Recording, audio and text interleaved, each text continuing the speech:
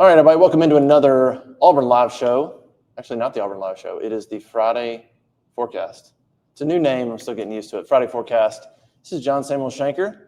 Everybody knows who he is. What's up, dude? What's up? Happy to be back, man. Yeah. We're going to talk about Auburn, Georgia. We're going to get into all that. By the way, we're in a new place. You see we're together. We're in a new place. We're going to talk about a sponsor of the show a little bit as well. You can see it on Shank's sweatshirt and hat. We're going to talk about them as well. Real quick, Auburn, Georgia, we're going to talk about that for a while. How are you feeling? Like, what's your first initial thought? You optimistic? I am. Love this game. This is always one of my favorites, especially in Jordan Hare. Things seem to get a little wild here. So very, very excited for this weekend. It's going to be a big one. All right, let's get into it real quick. Shout out to Game Time, big sponsor of the show, gametime.co. Go check them out. It's basically a better version of like Ticketmaster. You can do games, you can do concerts, comedy shows, whatever. You can go on there, find your seat. You can see like what the seat looks like what your viewpoint's going to be. And then if you find cheaper tickets somewhere else after you buy them on Game Time, you can get a refund. They'll do like 110% refund. So they really try to put a guarantee behind what you find there in terms of tickets and stuff. Really, really easy app to use, really easy to use on like literally game day. I mean, hours before, you can go check it out, gametime.co. If you go use the promo code ON3, you get $20 off your first purchase. $20 off your first purchase if you use the promo code ON3. So they're a big time sponsor of not just our show, but ON3 as well. And I see Game Time ads. I've seen a bunch of ads growing. So they're a company that's growing and doing a lot of good things. So go check them out if you're looking for tickets for Auburn and Georgia, man. It's a late game. Well, not late, 6:30. But if you don't have tickets, if you're driving to Auburn, you get down there noon, you're still looking for tickets, go to Game Time and just be refreshing, check them out, and see if you can find some tickets. Other sponsor of the show, you see we're on location. We are at Iron Tribe Auburn. This is actually the overflow room. The main gym is next door. This is kind of an overflow room between Iron Tribe and Sweet Frog. But they're a new sponsor of the show. We're going to do these Friday morning shows on location at Iron Tribe, a place that Shenker goes, a place that I go. We actually work out in the morning, and then we're going to record these shows as well. But it's an awesome place, great community of people. There's a lot of different ways that you can sort of be in this gym. There's different memberships. Depends on what you want out of it. So you have a lot of options there as well. I want to mention a couple things they've got going on. They've got a better golf fitness workshop. So they're going to start doing golf workshops. So people that like to play golf competitively, or people like my dad, maybe that still play, but want to stay flexible and limber and things like that. They're going to start doing a workshop for golfers. So you can come in here and kind of do stretches and exercises that will help you specifically for golf. Blaine Barber, who played at Auburn, is going to help put that on. He comes here as well. That's going to be November 15th. So we'll toss that out there a few times before November 15th. They've got Performance Youth Fitness for ages 8 to 18. That's ongoing. So if you have a child that's 8 to 18 and you want to be a part of some youth fitness classes here at Iron Tribe Auburn, come check that out. By the way, we're over by Bow and Arrow. Like if you know where Bow and Arrow is in Auburn, we're right across, like right down the street from that. Melt's right there. So that's kind of where this is located, by the way, right across the street from Auburn High School. They have a women's health, fitness, and nutrition seminar that's coming in January. So if any women are watching, health, fitness, and nutrition seminar coming in January 2026 here. And then right now you get a free week for Auburn Live listeners, Auburn Sports listeners. I just said Auburn Live. I'm going to be fired. So anybody that's listening, come to Iron Tribe Auburn and say, hey, I heard about you guys through the show. I saw the tweet, like whatever, and you get a free week, which is awesome. You come in here and get like 3 good workouts in, and you'll know if this is for you or not. I think you'll really enjoy it. So anyway, appreciate Iron Tribe Auburn. We'll be here on location, and hopefully even I would like to even continue to do the basketball show here, but we'll see how it goes. But anyway, we love Iron Tribe Auburn. We come here and have a good time. All right, let's talk about Auburn, Georgia. I think Georgia's a 3.5-point favorite, which maybe nationally people are like surprised by because Auburn's 0-2 in the league. They looked horrific on offense in College Station. Georgia's Georgia. Georgia did lose to Alabama at home, but you still look at Georgia as a team that can win the national championship. What are maybe some early thoughts? Or like when you saw the line of 3, were you thinking, thought maybe it was going to be 6, or I thought maybe it was going to be 7. Were you surprised by that, or are you like, no, like a night game in Auburn in Jordan-Hare, Auburn absolutely is going to be in this thing? I was a little surprised. I thought it'd be a little higher. I thought 6 was probably reasonable, but Vegas knows best, so we'll see what that has to hold. But I think if Auburn plays the level of physicality they play with, they have to keep that up. You're playing a Georgia team, very physical. That's what Kirby prides himself on. Run the football. You have to run the football against Georgia. Their coverages are too complex. There's too much going on. You have to run the football. But it's a huge game. I think this can turn your season 2 different directions. You're kind of at a crossing point here where you lose your 0-3 in the league, and you're staring down the barrel of no playoff, nothing other than a bowl game at the end of the year. So I think this is a huge, huge game. Coming off a bye, which should be a benefit for every team coming off a bye. So there's a lot to look forward to in this one. Yeah, I was going to ask you about the bye week because, I don't know. I look at it 2 ways. Offensively, like much needed. I mean, after what happened at Texas A&M, the bye week is like they desperately needed it to, if nothing else, sort of be able to flush that bad performance and not have to turn around and try to mentally prepare the next week. And then on top of that, maybe to actually try to fix some things in the middle of the season. So the bye week from an offensive standpoint, I think is good. What about a defensive standpoint? Like, talk about both those. You've been on the offensive side of the ball. You know that.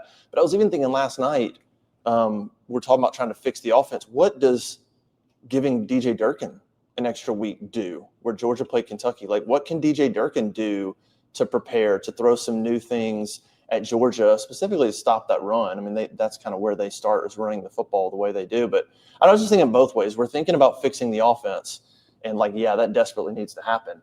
But I was like, man, an extra week for DJ Durkin to prepare, that's a big deal too. And that unit has played pretty well.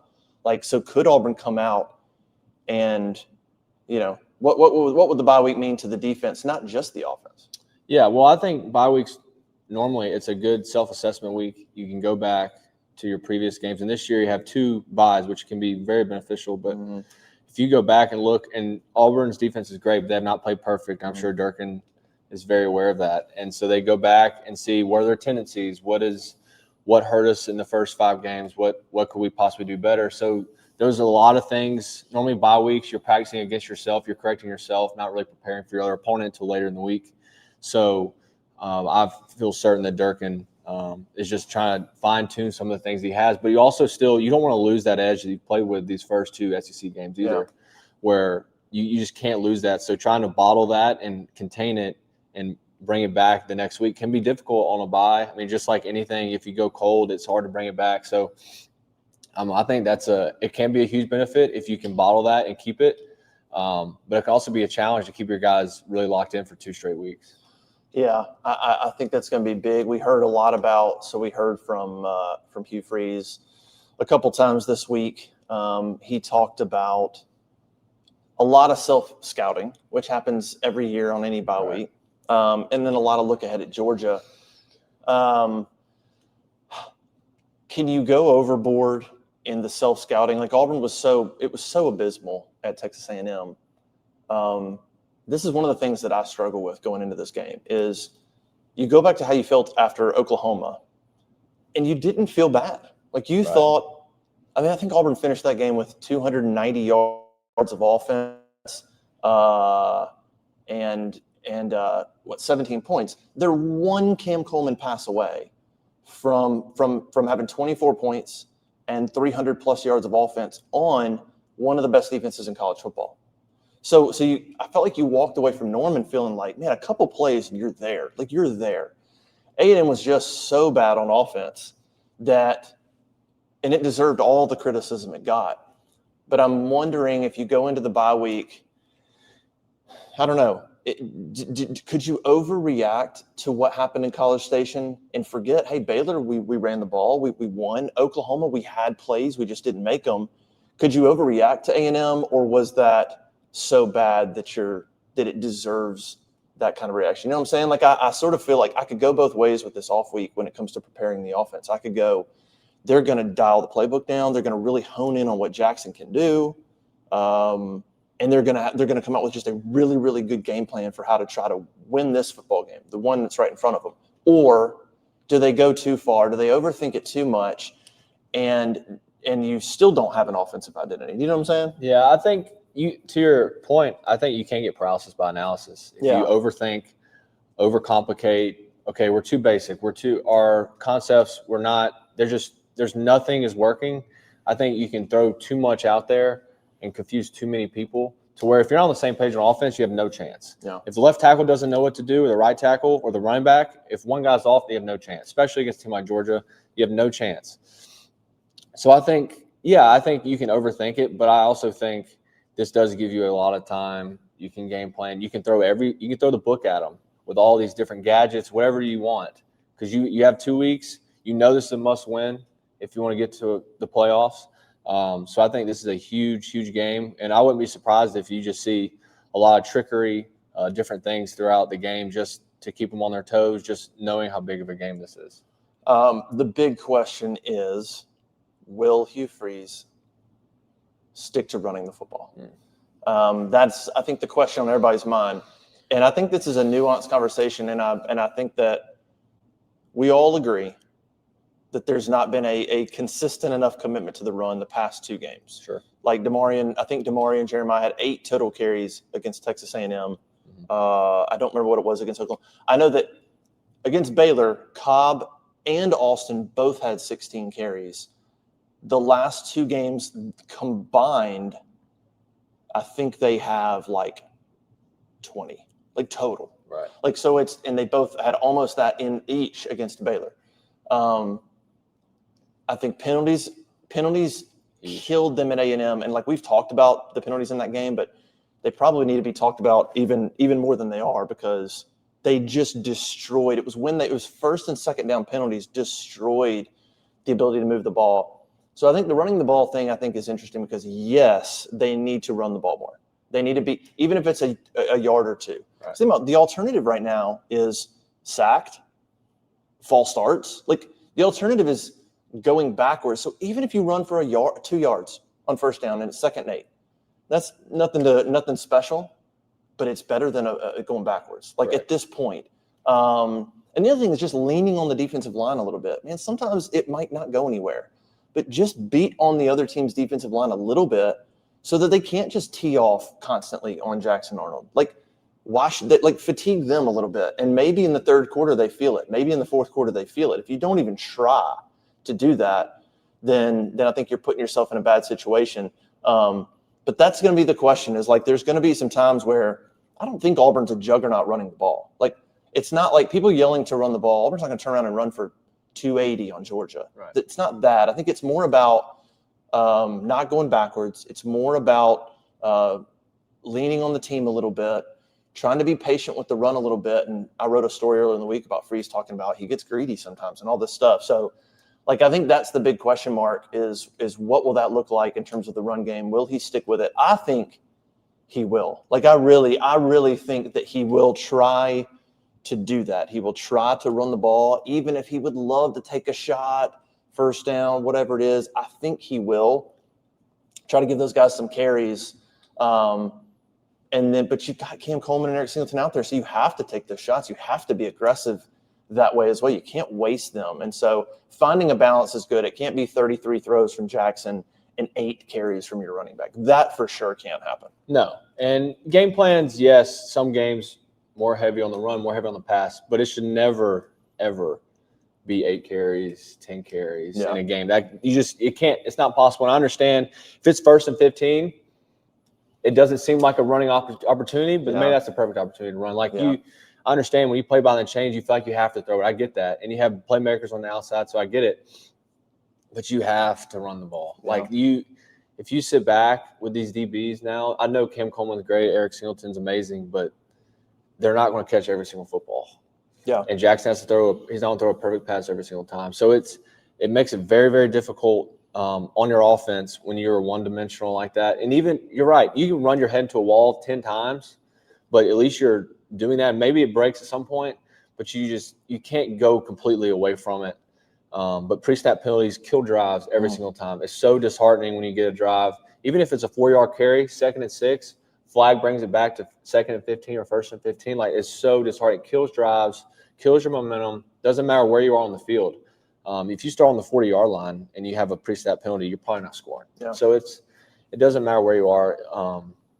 Super difficult to have any success. And this weekend, if you want to have any success, you have to keep penalties down. You cannot give them anything. We've done a good job with turnovers. We have to keep that up as well. I think about that Oklahoma game. I don't remember the total rushing numbers. I mean, it was tough sledding. Oklahoma's one of the best defenses in the country, but I remember that game.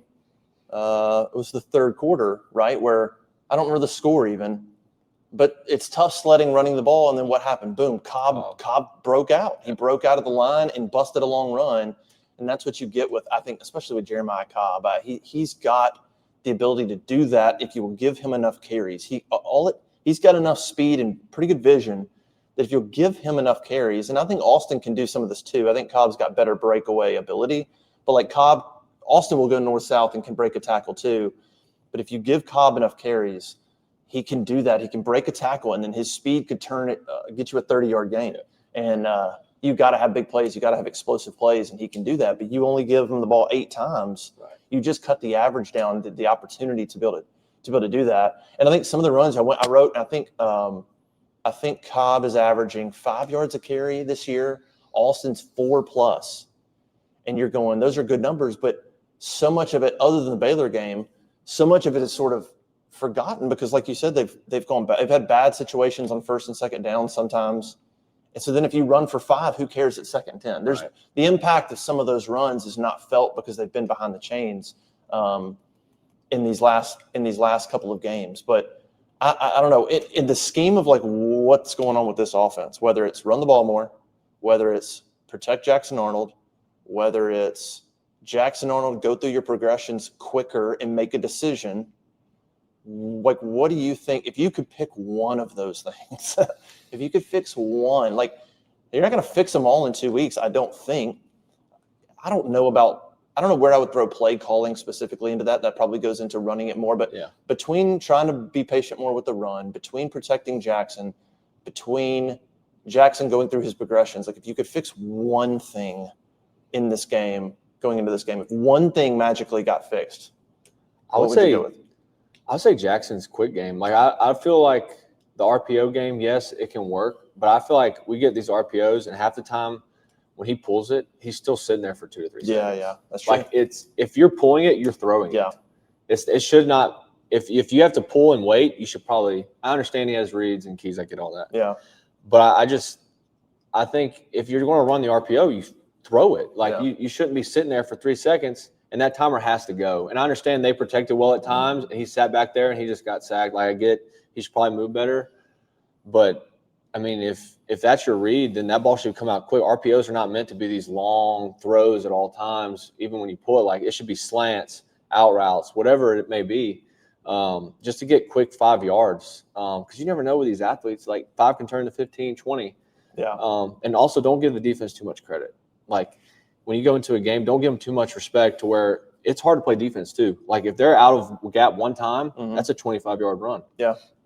So you can't say, oh, well, we've ran 8 times and we've only got 15 yards. Yeah, but all it takes is one time, break a run, and then they're like, where did that come from? And then it just starts stacking on top of itself. I'm just really optimistic about this game, and I'm not – I don't know.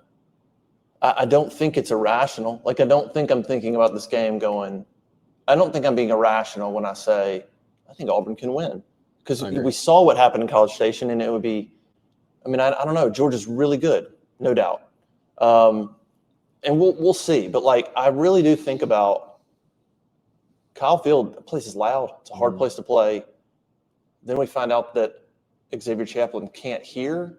Like, that's a whole nother story. The fact that they didn't know that until October is – I don't even want to – we could do, like, a whole show on that. That's ridiculous. But they've at least diagnosed it. But you're coming home, so you would like to think that some of the procedural stuff on the offensive line doesn't happen. That alone will help the offense if they can stay. They were doing such a good job the first 3 games of staying ahead of the chains. I remember writing about it. Those first 3 games, they were averaging like Baylor was like 8 yards of play on first down. The next 2 were like 7. I mean, they were doing a really good job on first down, and then the penalties killed them lately. But I think if they can playing at home, fix the procedural stuff on the offensive line, now you're maybe not behind the chains. I don't know if you can fix Jackson's progression stuff in a week. Like, short of saying, hey, go read 1, read 2, and then just run, I don't know if you can speed his clock up to all of a sudden he's going to start going progression 1, progression 2, there's 3, pop that guy. I don't know, man. That just feels like something that just needs to be developed, or it's instinctual. I don't know if that switch flips. I kind of just am hoping just stay ahead of the chains without penalties, and that alone could really do you a lot of good. I'm also curious about Jackson Arnold when it comes to how aggressive he is. We asked Hugh Freeze on Monday, hey, is he too risk averse? Because he's got no picks. Right. He's got no interceptions this year. Right. But we know he's holding the ball, and we know there's chances, one-on-one chances he's not taking. And that's another one where I think could go the other way. Like, I'm curious, if he comes out super aggressive in one of the first 2-3 drives, if he throws a pick, are fans going to go, are we going to be mad about it? Or are we going to go, well, no, it was an aggressive shot, and we want him to take more of those. So we'll take the pick, because you can't have it both ways. You can't say, like, either he's got to be aggressive and he's got to take shots, or he's not. Right now he's not, and I think it's hurting the offense. And so, not that you want to pick, but it'll be interesting to see if he does get a little aggressive and he does throw a pick, what's the reaction from, like, what's the fan reaction, but also, like, what's Freeze's reaction? Is he like, listen, that's okay. You took a one-on-one shot. I like what Freeze said about putting stuff on the receivers. I don't know if you ever heard this when you were playing. I don't know how they coached you, but I actually really like to hear Freeze on Monday. He said, listen, I'm going to put some of this on the receivers. If it's one-on-one and it's 50-50 and it comes your way, receiver, I'm holding you responsible. Yeah. Either you catch it or you get a hand on it and make sure it's not picked, because otherwise I can't put it on Jackson to say throw a 50-50 ball and it get picked, and then it's on him if you have every chance at the ball the way the DB does. I like putting a little bit of accountability on a Cam Coleman or Malcolm or Eric, whoever, to, like, give Jackson. I think that gives Jackson potentially a little bit of confidence to go, all right, it's one-on-one, I'm taking it, and if it doesn't work out, it's not on me. It frees me up a little bit to feel like it's not going to be on me to go up, and it puts a little bit of accountability on the receivers. So I like that element, and so I'm curious to see what Jackson Arnold looks like when he does throw. If he'll just really trust it, pull the trigger, and give these guys a few more opportunities. I agree, and I think he could do that. I don't think that takes 2 weeks to learn. Yeah, I think he does trust his receivers. I don't think that's a problem. I don't know how you could not trust your receivers. You have arguably the best core in the country. 2 really good ones. Malcolm, unbelievable.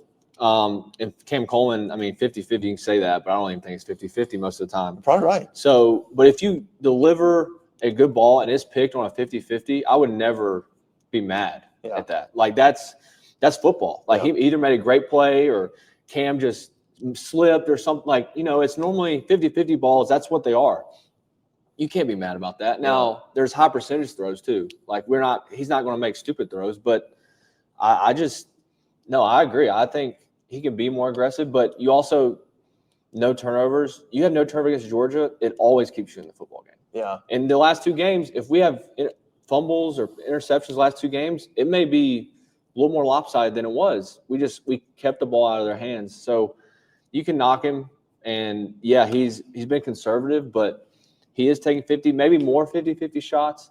But in my opinion, I think Kirby, he's going to take away the first read on RPOs. Mm-hmm. So he's going to have to go to his 2 or 3, or they train him this week, hey, if 1 and 2 are up, just run. But, it's because Kirby, he's brilliant on the defensive side of the ball. So he's going to make it difficult on you. He's going to bring simulated pressure. He's going to do all those things. But being at home is a huge advantage too, especially for the O-line. Yeah, and I think this is like the other part of being aggressive is like what you mentioned about Georgia. They're too well coached. Right.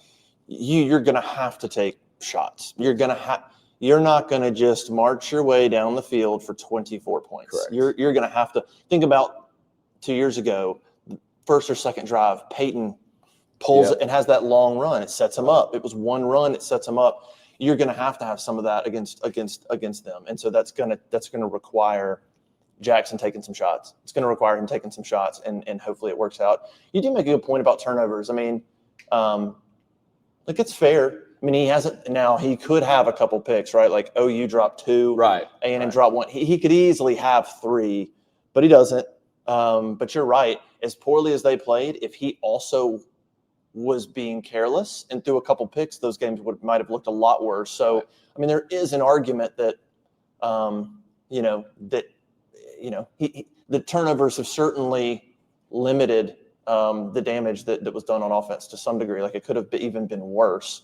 But you can't be scared. And I think there's times where that holding on to the ball it can't happen. Now, you don't want him missing an open guy because he got locked onto Cam taking a one-on-one. You don't want to see that. Like, you don't want to see him throw a 50-50 ball, and then you look at the replay and go, dude, Malcolm or Eric is dragging wide open. That's what you don't want to see. Right. But yeah, I think you got to be a little bit more aggressive. What about the other side of the ball in this game? I wrote about the defensive line for Auburn against Georgia. Georgia's running backs, they're young, but they're bruisers. Mm-hmm. Gunnar Stockton is mobile. Dylan Bell's can do anything. Yep. Georgia's offensive line, a few issues. They got a guy that moved in as the starting left tackle is questionable. There's another guard that's started at guard 2 or 3 games that's a little banged up. So their offensive line's it's a little inexperienced, and there's some minor stuff going on there, minor injuries. Auburn's defensive line's got to keep playing really well. They did get gashed at A&M. I didn't love that. They gave up 8 runs of 10 yards or more in that game. The defense of the A&M was okay. They gave up 400 yards. A&M had 16 in big plays, like explosive plays. They just didn't break. They forced a turnover. They forced 2 long field goals. So they made some plays there to keep that score within check. But the defense has got to be like what it was against OU. They've got to go out there and control the running game. I don't know. I just don't know how many points Auburn's going to score. Like, I don't know what Auburn has to keep them. I feel like the number under Hugh Freeze has been 20. I don't have it with me, but it's like if they hit 20, it's almost like the 100-yard rusher stat that we've talked about for weeks, and I see that now is starting to go around. Auburn's 11-0 when they have a 100-yard rusher, which is another stat that you're like, when you talk about running the ball more and you look at Hugh Freeze, you're like, when you have a 100-yard rusher, you're quite literally undefeated in the Freeze era. So not doing that should be a signal. But the other one's like that 20-point. When Auburn can get there offensively, the odds of them winning games has gone way up. When they don't, it's virtually nothing. And so, I don't know, defensively, what do you think about the matchup at home? Is there anything about Georgia that you've seen that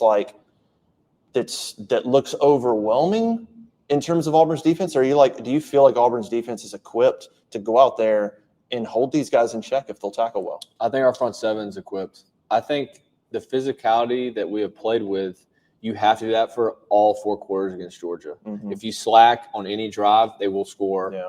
I played under Bobo for a year. Like, he will have the gadgets. He will have the speed sweeps. He will give it to Zachariah Branch. He will give it to Dylan Bell. Stockton will run the ball. He will throw all different kinds of things at you, but then he's going to run it right down your throat too. So I think you have to be really, really careful with those guys that are in motion, because at any point he can do a pass. Bobo is pretty brilliant when it comes to different little gadgets he can do, but you have to play physical for 4 quarters. If the front seven hold, which I think they can, I don't think Georgia, yes, they're a great team. They're sound. They can always run the ball. They are not the front line that they have had in the past with the first rounders. And yes, they're big and they can move people. Yeah. But I think we can hold that side up. And the receivers, great athletes, but I think we can hold that up. But I think the defense, just the physicality in this game has to be really, really high. I mean, that's how Bama beat them. That's how you beat Georgia, is you out-physical them for 4 whole quarters. You can't let up in the 3rd quarter when you come out at halftime. You can't let up at any point in the 4th quarter. Like, it's going to take all 4 quarters to beat them. Yeah, I think about that. I thought about when you were talking about not letting up. I go back to that 2019 game. It's a while ago, but that 2019 game, what was your first year? 17. So the 19 game was a game that I think Georgia won 21-14. Yeah, that was Fromm, right? Yeah. But I remember that game because that was Auburn's defense was fantastic that year. Unbelievable. And it was a weird game where Georgia had 3 touchdown drives. Mm-hmm.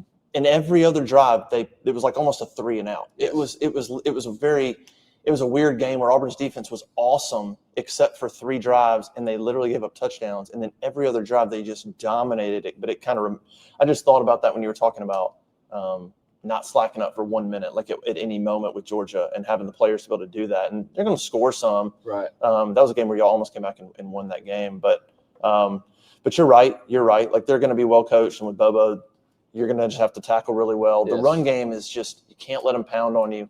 I don't know. I like Auburn's defense. I think they'll come out and play well. Like, I think they'll keep Auburn in the game. Can't give up any big plays. I just wonder what Auburn's got to get to. I feel like they can get to. I think they're going to have to top 20. I think they're going to have to get to 23, 24. I don't think Auburn can win this game 17-14. I think that's too much to ask, probably, to hold Georgia to 14. There's still enough ability there, and Bobo knows what he's doing. I feel like you got to get to 20 or 23, but I feel like if you get there, you can do it. I don't think Auburn needs to get to 28 or even 30 to win this game. No, I mean, Bama beat them with 24. Yeah, but majority of those were in the first half, right? Wasn't it? I'm not even sure they scored in the second half. Alabama, wasn't it 24? They didn't have a field goal at all. Maybe it was 21. I know they didn't score a touchdown. So, but like that's what I'm saying. Don't be shocked if Auburn is up 10 at the half or something like that. But you have to know in the second half they are coming. Kirby is great at adjustments. Yeah. So the second half you have to come at the exact same intensity you did in the first, because you're right. In that 2019 game, anytime you slack, they will score, and vice versa. If you slack on offense, you will gain no yards. Like, it has to be a full 4-quarter game where every play is like your last. You have to play your best. And physicality wins in these games. I mean, if you just watch the Bama game, how physical that game was, that's how it has to be. And don't be surprised if you jump out early, but that you cannot settle once you jump out early. Yeah, and Georgia shot themselves in the foot in that game. Like, what we had the hurried 4th down that they got stopped on Georgia. Like, so Georgia certainly could have had more points in that game. All right, I want your thoughts. You give me your thoughts before I give you my final thoughts on how do you see it playing out. What's your prediction on Saturday? What are your thoughts? Well, I think Auburn is really excited for the game, which you would say unlikely based off the last 2 games. Like, you're 0-2 in the SEC, but it is Georgia. It is your first home game in the SEC. Mm-hmm. So the first half, you should have all the juice. Like, there should be no issue with flying around the football field. There should be none of that. 100-yard rusher, I don't know when the last time Georgia let up a 100-yard rusher. Maybe Kerryon Johnson. Oh, against Auburn? Yeah. It had to be Kerryon in 17. Probably. He went for maybe 200 in that game. Well, but Auburn, listen, 2 years ago, Auburn went for 200-plus yards rushing. I don't remember if Jarquez topped it because Peyton had that long run. But 2 years ago, in 2023, in Freeze's first year, Auburn had 200 yards rushing against Georgia and Alabama, and could have won both of those games. Which again goes back to the importance on running the football and how you cannot get away from that. So you think 200 yards total? I mean, I don't think they're getting to 200 yards rushing. Just that would win the game. It will. I mean, it'd get. Yeah. I mean, I don't think you need it. I don't think you have to hit 200, but with how much we throw the ball, if we ran for 200, which again, Baylor, we pretty much only ran the ball. They took away our receivers. Yeah. I also wouldn't be surprised if they take away Cam Coleman.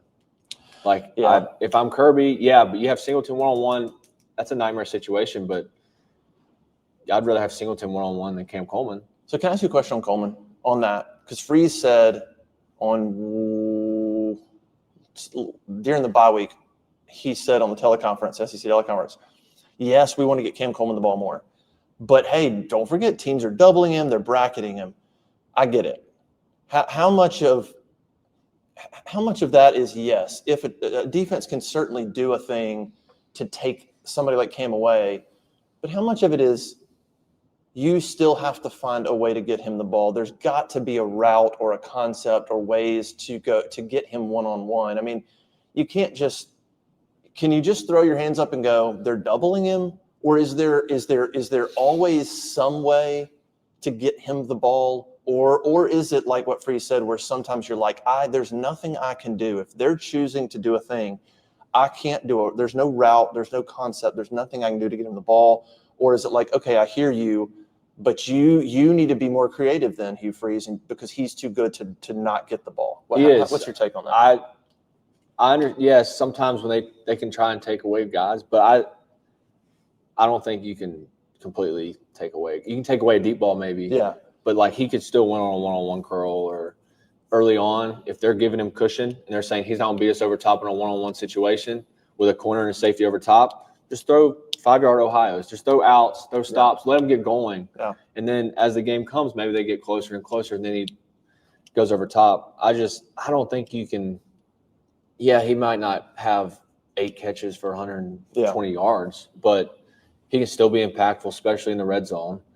I don't think you can completely take him away. Now I say that, and he may have a couple catches for not many yards, but I don't think you can completely take a guy like that away. You cannot take Singleton away because he does speed sweeps, he does those little gadgets, but I just don't believe you can just completely take. And they do in the NFL all the time, but that's a little bit different than in college. So I'm sure they'll do their best if they can to take him away. But you can also put him in great positions. You can move him across the ball, get him in motions to where you can't press, and you kind of put the defense in a bind, which I don't know how much we motion him. He's normally the single receiver. So maybe you move him around. If they're taking him away, move him. Yeah. Get him going, motion, do whatever to get him space to where he can go to work and get separation. Yeah, and I think Singleton going in motion could be a lot more in the run game too. Like I would almost be motioning Singleton constantly, even if there's no plan to give him a speed sweep.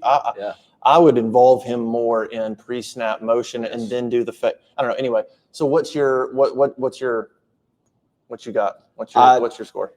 I think Auburn wins. I do. I think it's a must win. Yeah. I think Auburn wins. I'm going to say 27-24.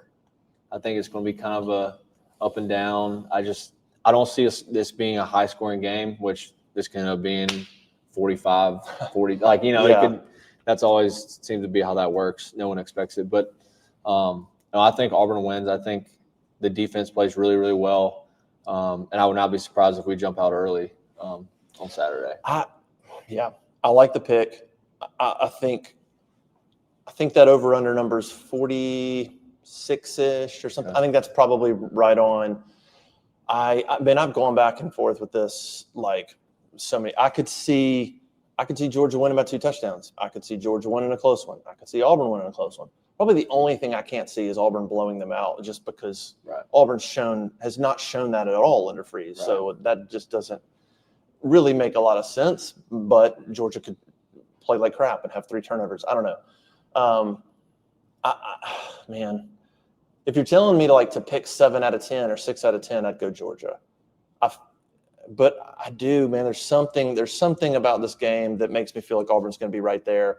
I kind of agree with you. I think there's a decent shot for Auburn to come out early and take a lead. 2 weeks to prepare, a lot of energy, a lot of emotion. Yep. Like I could easily think back to A&M. Auburn jumped all over A&M last year in Jordan-Hare. Yes. A&M came back, but Auburn's up 21-3 or something in that game. Yeah. I could see something like that. I could see Auburn coming out and being up 10-0 after the first quarter. Yeah. And then it being a situation of kind of holding on for dear life. Maybe Georgia comes back and ties it up, and it's close in the middle parts of the game, or maybe Auburn's just sort of holding on to a touchdown lead for a large part of the game. But I could easily see Auburn coming out off in a hot start and going up 10 and being up 10-7 at half, or 13-7 at half, or something, and then just trying to hold on. Then you get to the fourth quarter and you're trying to make plays that in winning time when they haven't always done. So, yeah, if you're asking me the probability, I'd go Georgia. But I thought Auburn would beat Oklahoma. I picked them. They damn near did, if not for the officiating, right?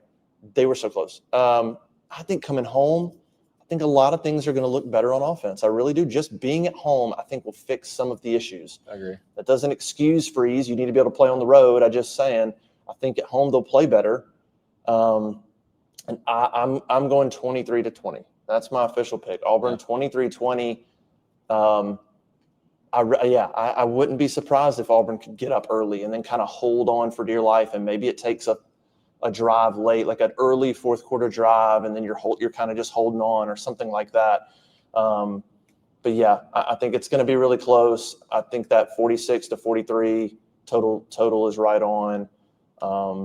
I'd be shocked if Georgia blows them out. If that happens with 2 weeks to prepare, if that happens, I'll just tell you, if Georgia wins this game 28-10, we're going to be on we're legitimately going to be on high alert for Hugh Freeze's job, like right now. I agree. I mean, right now, I don't think any decisions have been made. I don't know they go out and lose convincingly to Georgia, and I think Sunday will be an interesting day. Like, I think there's going to be real conversations of, do we need to make a move in the middle of the season? Like, that's going to start happening.